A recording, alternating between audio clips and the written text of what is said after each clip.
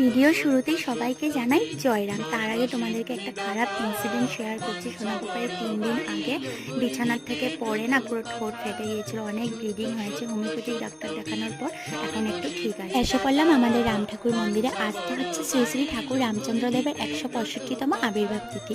এসে সুন্দর করে প্রদীপ জ্বালিয়ে নিলাম। এইদিকে দেখো রাম ঠাকুরের সামনে দুটা বড় বড় গোপাল রেখে কীর্তন করা হচ্ছে। একটা কথা সত্যি, খারাপ বন্ধু বানানোর থেকে ঠাকুরকে নিজের বন্ধু হিসেবে মেনে নাও, দেখবে জীবনের সমস্ত দুঃখ জেনে চলে যাবে। সোনা পাপা এখানে কীর্তন করছে আর মাও এসে পড়েছে। বিয়ের আগে মার সাথে প্রত্যেক বছর আসতাম, এবারও মার সাথে দেখা হয়ে গেল। তারপর চলে গেলাম প্রসাদ খেতে। আর উৎসবের খিচুড়িটা খেতে আমার খুব ভালো লাগে। এই দিয়ে মন্দিরের ভিতরে এসে পেলাম প্রণামিতে দিতে। এসে সোনা দেখো মাকে ঠেকিয়ে নমস্কার করলো। সোনার এই জিনিসটা আমার খুব ভালো লাগে, ও যে কোনো অকেশনকে খুব সুন্দরভাবে মানিয়ে নেয়।